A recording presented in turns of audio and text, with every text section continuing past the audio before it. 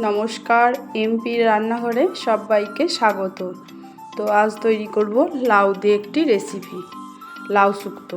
তো প্রথমেই আমি লাউগুলোকে ডুমো ডুমো করে কেটে সিদ্ধ করতে দিয়ে দেবো। আর এদিকে একটা কড়াইয়ের মধ্যে তেল দিয়ে বেশ কিছুটা বিউলির ডালের বড়িকে আমি লাল লাল করে ভেজে তুলে রাখবো। তো আমার দেখো বিউলির ডালের বড়িটা আমার ভাজা হয়ে গেছে, এবার আমি তুলে নিচ্ছি।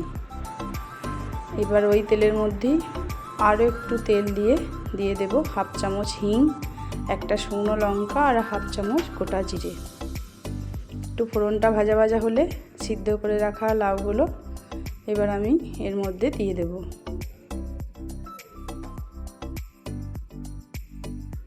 তো বন্ধুরা, ভিডিওটি দেখার জন্য একটা লাইক করে অবশ্যই ভিডিওটি দেখবেন, কেউ স্কিপ করে দেখবে না। তো দেখো একটু নাড়াচাড়া করে নিলাম, দিয়ে এবার এর মধ্যে দিয়ে দেব অল্প একটু হলুদ, দিয়ে একটু নাড়াচাড়া করে নিয়ে আবারও দেব অল্প একটু নুন।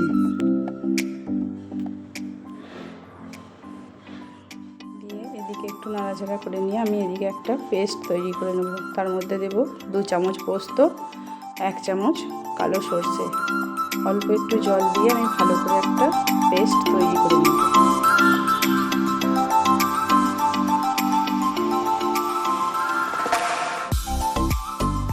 তো নতুন বন্ধু যারা দেখছো তারা যেন অবশ্যই সাবস্ক্রাইব করে দেবে, আর পুরনো বন্ধুদের অনেক অনেক পাশে থাকার জন্য ভালোবাসা। তো দেখো পেস্টটা আমি এবার দিয়ে দিলাম সর্ষে পোস্ত বাটাটা, আবার একটু নাড়াচাড়া করে নিয়ে এবার এর মধ্যে দিয়ে দেবো 1 চামচ চিনি, আর দেব অল্প একটু নুন, স্বাদ মতো নুন, আর 2 চেরা কাঁচা লঙ্কা। এটাকে চেক করে দেব নুনটা, আর দিয়ে দেব ভেজে রাখা বড়িগুলো ভেঙে গুঁড়িয়ে দিতেও পারো, আবার গোটা গোটা দিয়েছি আমি এখানে। এটা শুকনো শুকনো হবে, একদমই নুন মিষ্টি হবে, ঝালটা একটু কম হবে। তবে যদি কেউ ঝাল খেতে পছন্দ করো ঝাল দিতে পারো। দেখো রান্নাটা আমার প্রায় হয়ে এসেছে। তো বন্ধুরা, কেমন লাগলো অবশ্যই কমেন্ট করে জানাবেন। এবার আমি উপর থেকে 1 চামচ গাওয়া ঘি দিয়ে দিলাম। ঘিটা দিলে এর স্বাদটা আরও বেড়ে যাবে। আবার একটু নাড়াচাড়া করে নিয়ে আমি গ্যাসের নবটা এবার অফ করে দেব।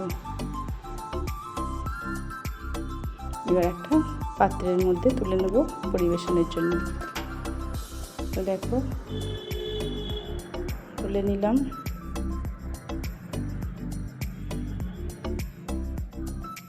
আজ তাহলে আসি, আবার দেখা হবে অন্য কোনো নতুন রেসিপিতে। সবাই ভালো থাকবেন, সুস্থ থাকবেন। নমস্কার।